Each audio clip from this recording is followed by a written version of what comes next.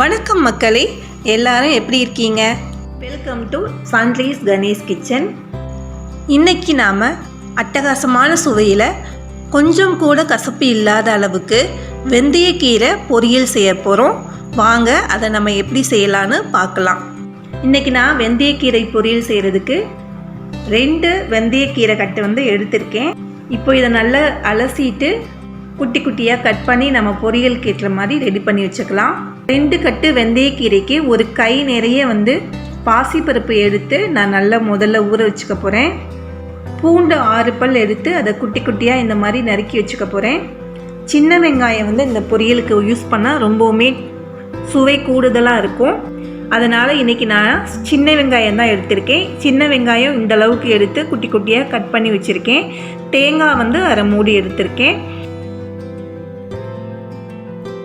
நம்மளுடைய பாசிப்பருப்பு நல்லா ஊறிடுச்சு. நம்ம அந்த 2 கட்டு கீரையை நல்லா கழுவிட்டு இந்த மாதிரி பொடி பொடியாக நறுக்கி ரெடி பண்ணி வச்சுக்கிட்டேன். இது பார்த்திங்கன்னா 1 ஸ்பூன் சீரகம், 1 ஸ்பூன் மிளகு ரெண்டுத்தையுமே போட்டு நல்லா இந்த உரக்கல்ல போட்டு நல்லா இடித்து வச்சுருக்கேன். வரமிளகாய் ஒரு 3 வரமிளகாய் எடுத்திருக்கேன். இந்த வரமிளகாயை இந்த மாதிரி குட்டி குட்டியாக கிள்ளி வச்சுக்கலாம். இப்போ நமக்கு பேன் ஹீட் ஆகிடுச்சு. நாம் பொரியல் செய்ய ஆரம்பிச்சிடலாம். ஒரு 3 ஸ்பூன் எண்ணெய் நம்ம விட்டுக்கலாம்.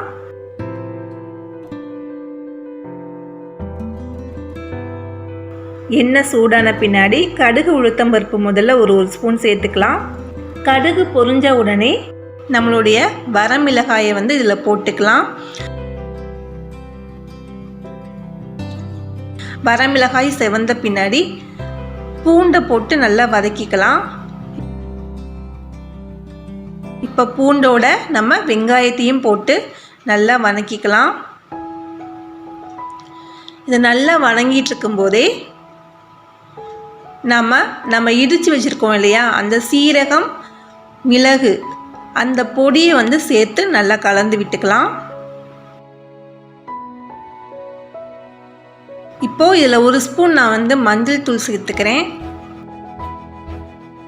மஞ்சள் தூள் சேர்த்து இதை நல்லா கலந்து விட்டுக்கலாம். இப்போ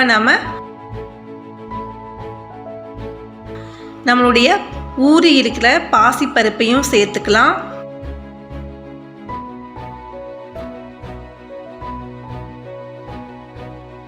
பாசிப்பருப்பை தண்ணியை நல்லா வடித்த பின்னாடி தான் நான் இதில் சேர்க்குறேன். ஸோ சேர்த்துக்கலாம். இப்போது இது ஒரு அரை வேக்காடு வெந்த பின்னாடி நாம் இதில் நம்ம குட்டி குட்டியாக நறுக்கி வச்சுருக்கிற கீரையை சேர்த்துக்கலாம். கீரையும் சேர்த்து நல்லா வதக்கிக்கலாம்.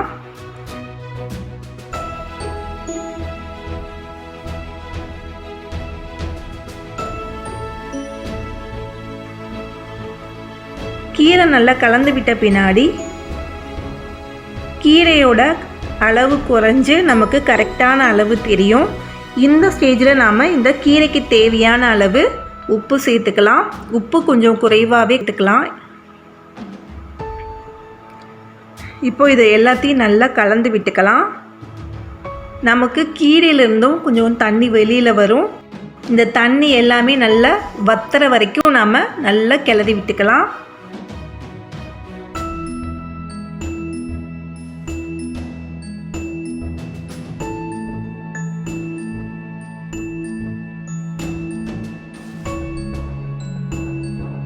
கடைசியாக நாம் துருவி வச்சிருக்கிற அரை மூடி தேங்காயையும் தூவி விட்டு கலந்து விட்டு இதை இறக்கிடலாம்.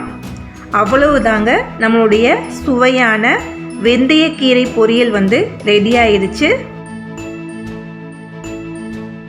ரொம்ப உடலுக்கு குளிர்ச்சியை தரக்கூடிய வெந்தயக்கீரையை நாம் அடிக்கடி நம்ம உணவில் கட்டாயம் சேர்த்துக்கணும். வாய்ப்புண் இருக்கிறவங்க இந்த வெந்தயக்கீரையை உணவில் அடிக்கடி சேர்த்துக்கிறது ரொம்ப நல்லது. எப்பயுமே வெந்தயக்கீரை கடையாமல் இந்த மாதிரி பொரியலாகவும் செஞ்சு நம்ம சாப்பிடலாம்.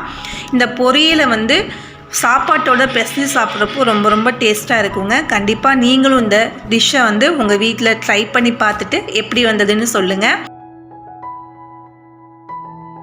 இனிமேல் நம்ம சேனலில் வரப்போகிற வீடியோக்களை நீங்கள் பார்க்கணும் அப்படின்னாக்க மறக்காமல் சன்ரைஸ் கணேஷ் கிச்சனை சப்ஸ்கிரைப் பண்ணிக்கோங்க. உங்கள் ஃப்ரெண்ட்ஸ் எல்லாருக்குமே இந்த வீடியோவை ஷேர் பண்ணுங்கள்.